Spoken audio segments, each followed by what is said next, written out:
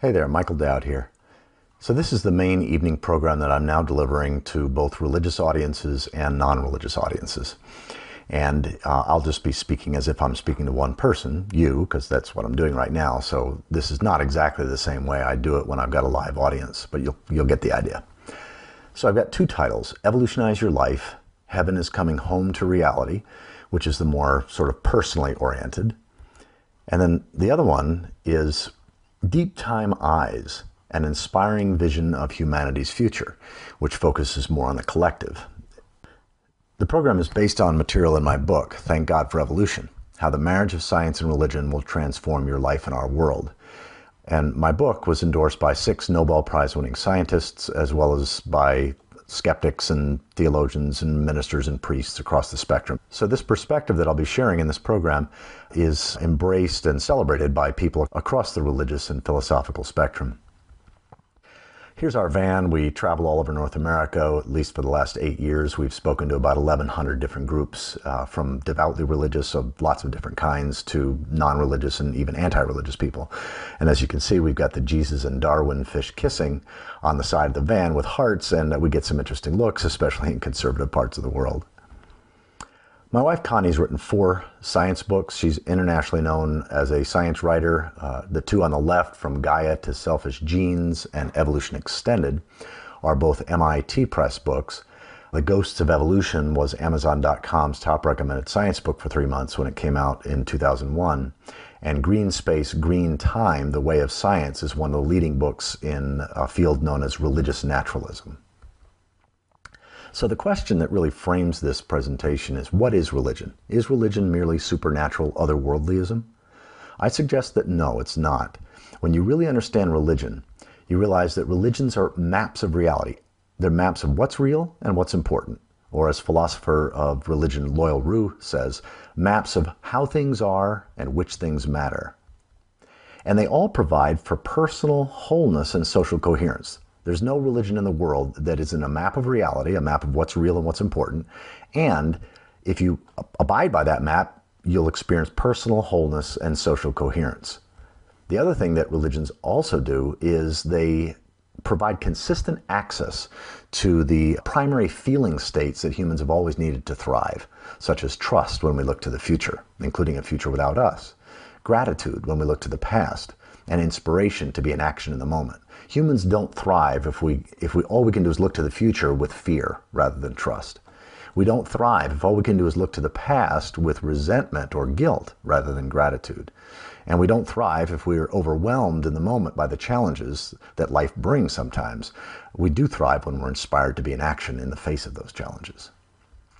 So what I focus on during this program is basically a deep time that is an evidential, science-based understanding of 3 things: human nature, death, and chaos, and the trajectory of big history. And what I'll suggest is that if we have a clear understanding of what our best collective intelligence, what humanity's best collective intelligence on human nature, death, and the trajectory of big history, we can have an inspiring way of thinking about the future.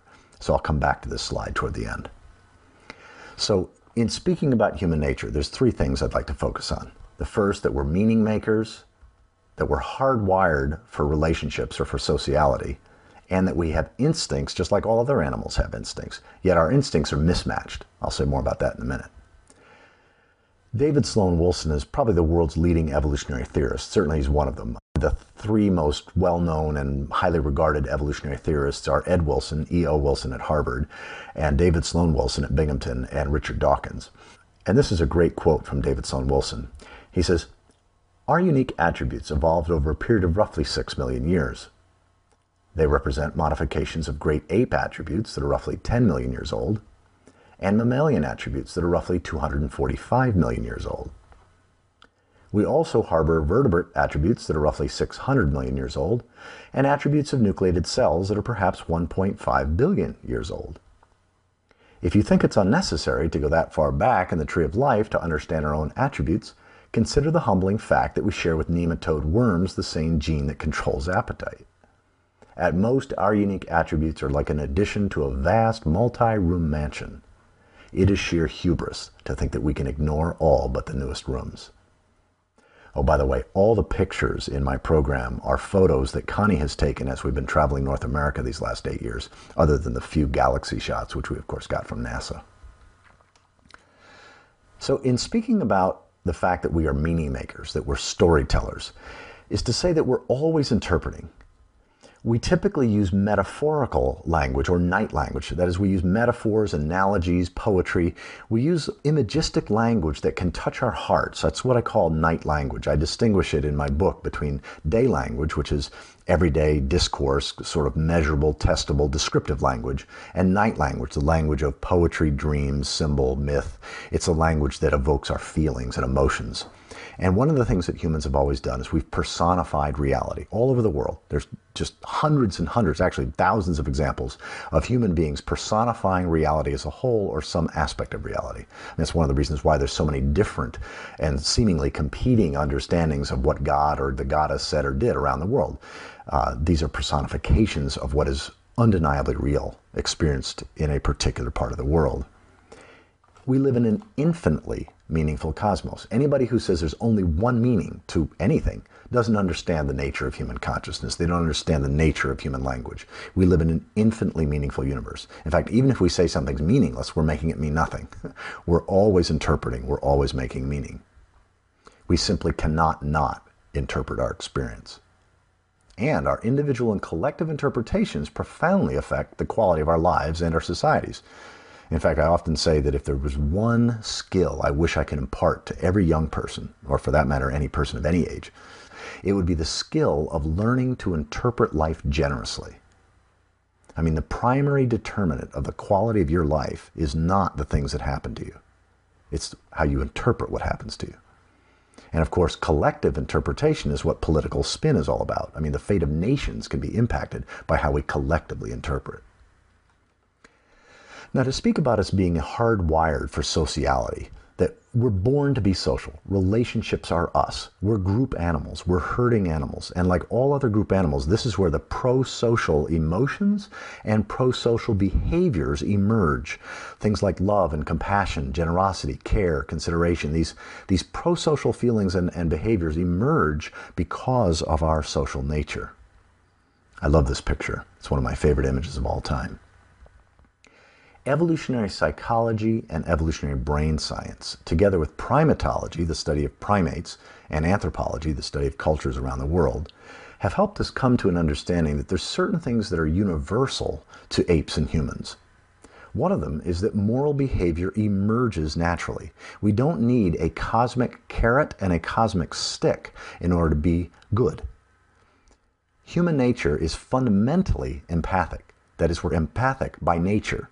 And this is not true for everybody. Roughly 1.5% of the human species is born without the mental capacity, without the brain capacity to be able to feel empathy and compassion. We typically call these people sociopaths or psychopaths. They don't all become criminals, but they lack the mental ability to feel compassion and empathy. But for the other 98.5% of us, it's instinctual. And these are two of the best books I've ever read on the topic. In fact, they're two of the best books I've ever read in my life. The Empathic Civilization by Jeremy Rifkin was written just less than a year ago. And The Age of Empathy, Nature's Lessons for a Kinder Society by Frans de Waal. He's the leading, probably the leading primatologist in the world. And if you forget the titles, if you just put into Google best evolution resources, you'll get links to the Amazon pages for these and a couple other books I'll talk about. To speak about us as having instincts, that our instincts are mismatched, this is really where I think that the main emotional and practical benefits of an evolutionary worldview lie. Specifically, we can have compassion for self and others in a way that we just don't when we don't have an evolutionary understanding. We can move beyond denial, guilt, and resentment. Healing broken relationships becomes much easier when we have this understanding of our nature, and that we can develop a witness capacity. One of the things that we now have as a result of certain technologies, such as the functional MRI, is we have the ability to see how the brain is working while it's in the process of working. While somebody's thinking about their best friend or their worst enemy or something they had for lunch today or somebody they're fantasizing about. We can map out which parts of the brain are being used, where the blood flows are, where the neurons are firing. And one of the things that we have is an understanding that our brain does not show evidence that it was designed by an all-knowing, supreme intelligent designer outside the system who knew exactly how to design the perfect brain for humans to thrive in the world that we today have to live in. What our brain shows tremendous evidence of is that it was created or evolved over millions of years in an additive sort of way. There's the most ancient part of our brain, more recent still, and then the most recent part of our brain. The reptilian brain is the brain stem in the cerebellum. This is the part of the brain that's concerned with the basics of survival and then after puberty also reproduction. In fact, you could say that this part of the brain really only cares about the 3 S's: safety, sustenance, and sex. Or when I speak to audiences, I'll say what this part of the brain is really good at is the 5 F's: fight, flight, freeze, food, and copulate. And of course, people laugh. The old mammalian brain, the hippocampus, the amygdala, the hypothalamus, this is the part of the brain that comes into being with mammals, and it's concerned with our social nature. In fact, the reptilian part of the brain takes care of the basics of physical survival. The old mammalian brain takes care of the basics of social survival. It's concerned with feelings, emotions, bonding, kinship. Status is very important to mammals, as is play. You don't find reptiles playing in the way that you find all mammals playing. The new mammalian brain, the neocortex, only 2 new drives come into being with the neocortex: the drive to comprehend and the drive to predict. Now, think about it. Comprehend and predict for what? Like, why would evolution produce an organ that was really good at comprehending and predicting? Well, so that the old mammalian brain and the reptilian brain could get what they want more effectively. It's why we are masters of self-deception. We're brilliant at rationalizing, because I can deceive you so much more effectively if I've already deceived myself. And the most recent part of the brain, the advanced part, the prefrontal cortex or the frontal lobes, this is the part of the brain that's concerned with good judgment or poor judgment. It's the last to develop in young people. It actually only develops fully between the age of 23 to 25. And of course, parents know this. Car insurance companies know this. Because one of the things we know about the reptilian brain is that it produces testosterone. It's concerned with the function of testosterone, and that the higher the testosterone in men and women both, the more risk-taking occurs. So if you get young men who don't have a fully developed prefrontal cortex, so they don't have good judgment yet, and yet they've got a lot of testosterone, it's not a surprise that men under the age of 25 are so much more expensive to insure. Now, this is pretty much standard day language. This is the way that any neurobiologist or brain scientist would talk about it.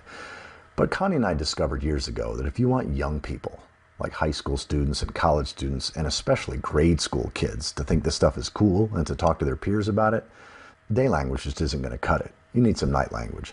So Connie and I have created some night language animals to help us out here.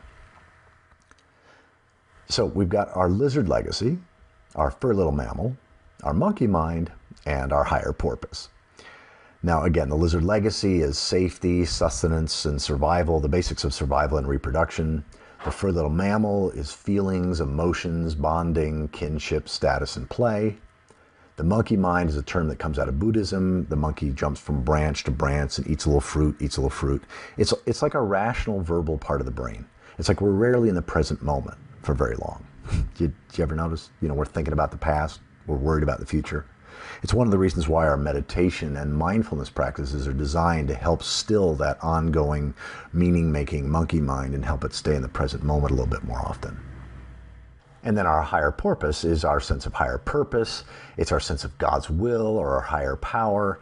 It's our vows and our promises and our commitments and our declarations. In fact, the higher porpoise part of the brain, the prefrontal cortex, can actually override the Furry Li'l Mammal and lizard legacy, these more ancient, primitive parts of the brain, but it won't override them unless there's some strong commitment or a vow or declaration. When Connie and I were staying at the home of Laura Wood, who was the editor of my book, Thank God for Evolution, she gave us a quote, and we were so impressed. We said, "Ooh, quick, write that down." What she said was, "Therapy as it now exists is permeated with the assumption that the issues people struggle with arise out of their personal histories. It's not that this assumption is wrong, but very often the issues we struggle with are the same ones our ancestors, both human and pre-human, have struggled with for millions of years. Many people go to therapy because of a vague feeling of discontent that cannot be articulated because in reality it springs from a pre-verbal ancient source. Our old mammalian brain, our Furry Li'l Mammal, freaks out if it doesn't have a burrow and someone furry to cuddle with. No amount of talking can take away this brain's sadness and dis-ease if these conditions are not satisfied. If you live alone, the real solution is to save the money you would have spent on therapy, trying to discover some painful childhood memory, and bring a furry mammal into your life. Most typically, a cat or dog, the furry mammal who cuddles with you can fulfill a need that all of our ancestors have had far back into the distant past. The attachment that people have to their animal companions is often mistaken for anthropomorphism, but it's actually the other way around. Cats and dogs have the same Furry Li'l Mammal brain that we do, and these brains understand each other. As Richard Dawkins explains in his book Ancestor's Tale, cats, dogs, and humans share a common ancestor 85 million years ago. We all hail from the same bloodline, Laurasiathir. Late at night, Fatima the cat and I snuggle next to the fire in my cozy brick burrow, and I know deep down that all is right with the world. Now, why instincts cause us trouble, there's two reasons. Oh, by the way, this is one of the other pictures that Connie didn't take. We got this one off the internet. Mismatch theory and supernormal stimuli. So let's take these one at a time. Understanding our mismatched instincts, the fact that our instincts didn't evolve to serve our needs, but our instincts evolved to serve the survival and reproduction needs of our ancestors, who lived in a very different world than the world that we live in. And understanding our mismatched instincts can go a long way towards helping us to understand some of the things that we find challenging and problematic about ourselves and each other. Now, one of the things that I consider deep time good news when I speak in Christian audiences, I call it the gospel according to science, is that we can move beyond denial or condemnation to appreciate the fact that we all have inherited proclivities. We all have an unchosen nature. That is, we have aspects of ourselves that we didn't choose, we're just born into it because these things served us in the past. They served our lineage, our heritage, our ancestors in the past. For example, we all have cravings for sugar, salts, and fats. Why is that? Well, for 99% of human history, it wasn't easy to find sugar, salts, and fats. So having a craving for these things allowed our ancestors to survive long enough to reproduce. Yet today, it's very easy to find sugar, salts, and fats. Yet we still have these cravings. There's a mismatch. All of us have had ancestors that survived famine. You wouldn't be alive today if some of your ancestors weren't really, really good at putting on weight and then holding on to that weight through the harsh winters, the droughts, the lean times. In fact, humans that couldn't do that got lost to the gene pool. And then, of course, testosterone, as I mentioned before, that when testosterone levels rise, not only does risk-taking rise, but people also obsess more about sex. And this is true for men and women both. The higher the testosterone, the more people take risks, and the more they think about sex. In fact, a few years ago, we stayed with a woman and her husband in San Francisco Bay Area, and she told me that her doctor had put her on testosterone patches as a hormonal therapy. And she told me, she said, after 2 days, she said, I couldn't stop thinking about sex. She said, is this what guys have to deal with? Well, yeah, it is actually. But typically, men have 20 to 50 times the testosterone of women. That's 2,000 to 5,000% more testosterone. Now, here are some pictures that I just recently got. Somebody sent me this in an email. This is typical male behavior, okay? This is a statue of a buffalo and a real adolescent moose. And of course, there we've got typical male behavior. Now, what the email said, is this statutory rape or merely a moose demeanor? I know, pretty bad. But at any rate, a rise in male status elevates testosterone. And this is true for all men, gay as well as straight.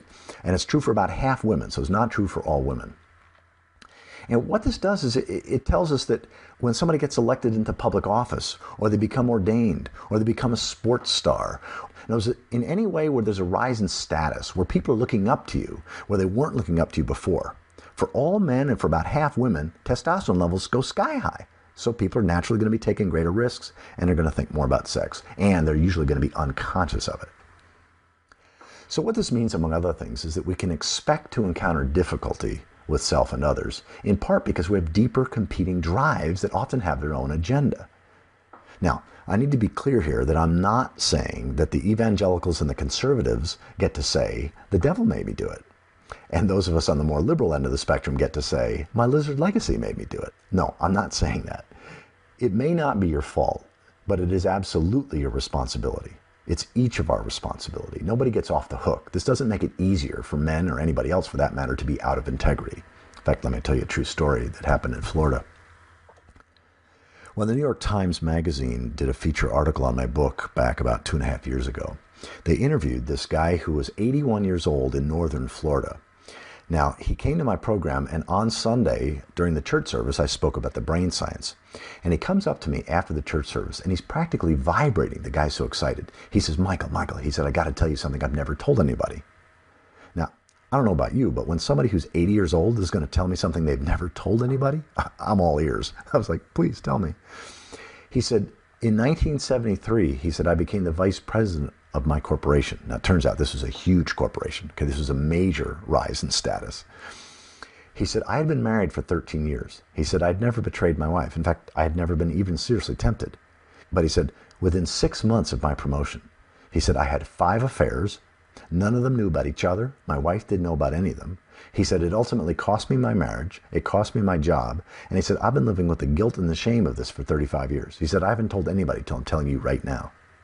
Can you imagine how free this guy must have felt? And he told me, he said, it feels like I can let go the boatloads of self-judgment and guilt and start cleaning things up. And to his credit, he did. Between Sunday morning, which is when I did the sermon, and Tuesday night, which is when I did the evening program, similar to the one I'm doing now, he called his ex-wife. He hadn't talked to her in years. He said, I was in tears. He said, I apologize for being such a deceptive, lying sack.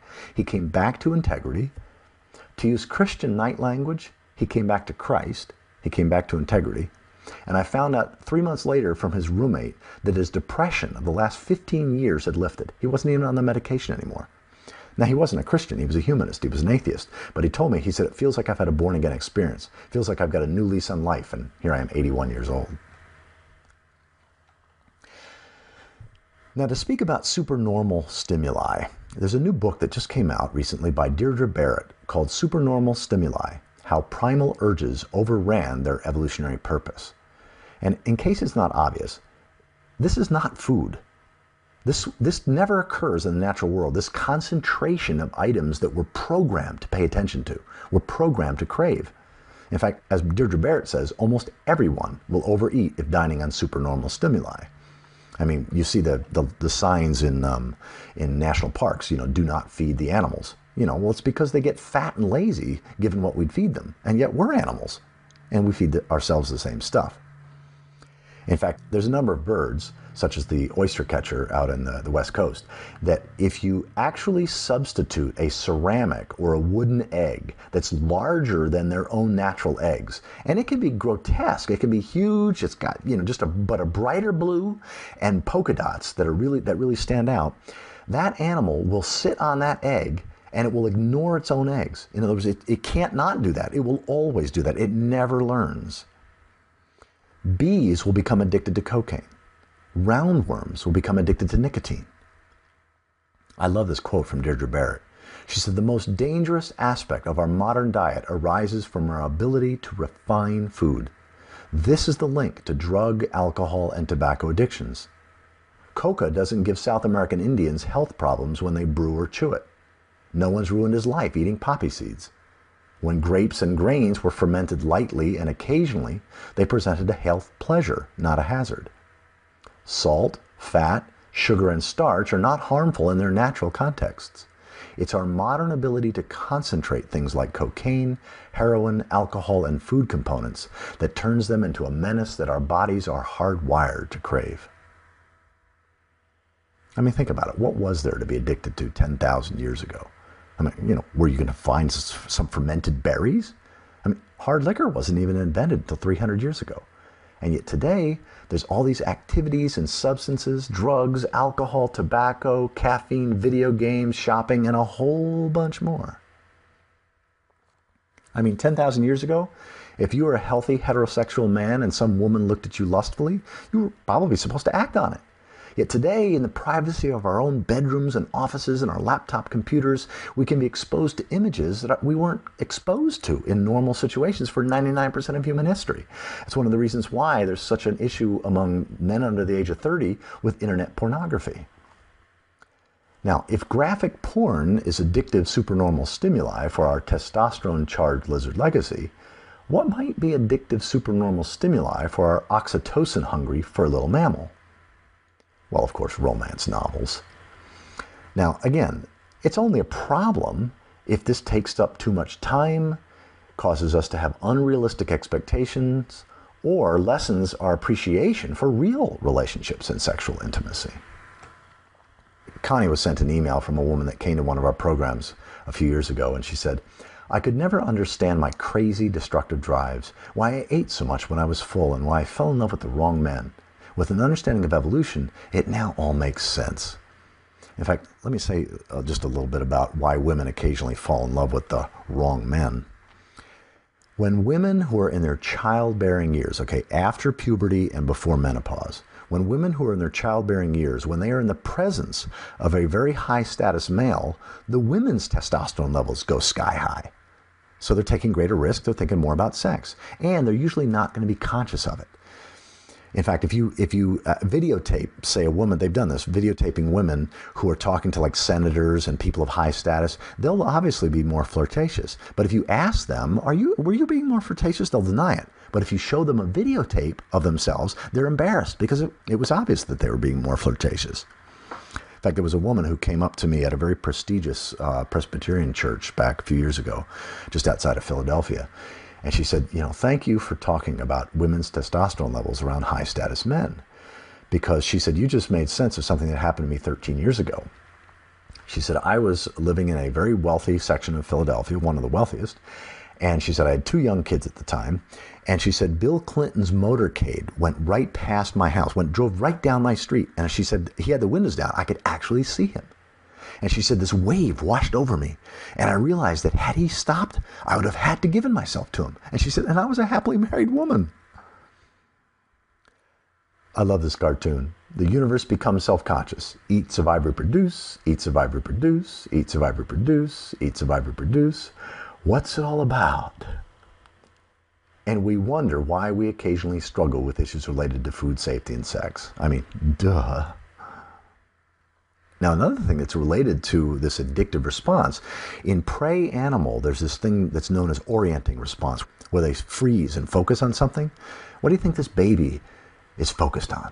Well, it's TV, and we are so easily addicted to this mode of visual information presenting. Now, it takes a lot of courage in this culture to walk into a group of strangers and say, "Hi, my name is Michael. I'm an overeater." Or, "Hi, my name is Michael. I'm a codependent," or "I'm a sex addict," or "I'm a gambling addict." What's true is, "Hi, my name is Michael, and I'm a human being with mismatched instincts living in an environment of supernormal stimuli." And you know something? That's true for you too. It's not just the addicts and the codependents among us. It's true for all of us. And this removes the stigma. Here we've got a thing we call the parable of the pickle jar. Halsey Barlow is my wife's niece. Now, Halsey grew up in a very conservative family. Her mother and father listened to Rush Limbaugh every day.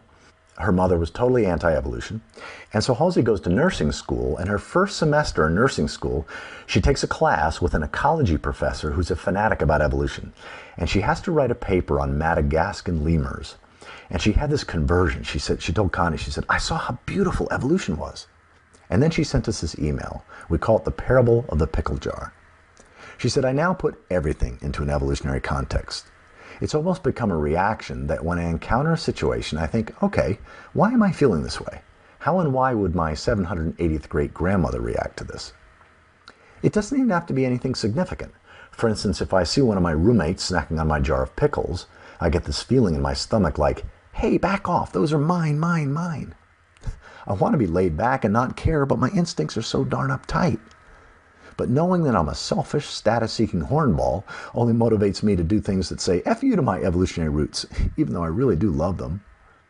I absolutely love how imperfect and clumsy we are as humans. I mean, almost any situation can be laughed off if we only step back and take a look at why we feel the way that we do. I love it. I wouldn't want it any other way. Now, is that amazing for an 18-year-old to have that level of witness to her own experience? And even though the prefrontal cortex, the higher porpoise part of the brain, even though that part of the brain isn't fully developed until the age of 23 to 25, it was enough developed in this 18-year-old because that's where this witness capacity happens. Now, one of the theological things I want to say about this is that this understanding of human nature, our best science-based, evidential understanding, untrivializes, it realizes or naturalizes ancient religious insights, such as the fall of Adam and Eve and original sin. I mean, for example, if you lived before we had microscopes, before we could even see bacteria, and a friend of yours had an infection like one of these two pictures here, it wouldn't just be difficult to understand infection before there were microscopes. It was impossible to have a day language, factual understanding of infection. In the same way, prior to telescopes, it wasn't just difficult to understand the large-scale structure of the universe. It was impossible. Well, in the same way, 2,000 or 3,000 years ago, it wasn't just difficult to understand or evolve brains, it was completely impossible. But what you would have understood, had you been paying close attention, is what we all know through our experience, which is we all say, I'll do that, but we don't. We say, oh, I'll never do that, but we do. We say, you can count on me for that, but they couldn't. What's that about? Well, the fall of Adam and Eve, original sin, are spot on, accurate, night language about what we can now speak about in a natural, factual, day language way. In fact, in the Christian tradition, nobody says it better than the Apostle Paul. He said, I'm a slave to sin. I really don't understand myself. I have the desire to do what is good, but I don't do it. What I end up doing is not the good I want to do, but what I hate to do. What a wretched man am I? So we've just taken a look at human nature. Now let's take a quick look at death and chaos and the trajectory of big history. And when we have a clear understanding of our best science about these three things, I'm suggesting that we'll have an inspiring way of thinking about humanity's future.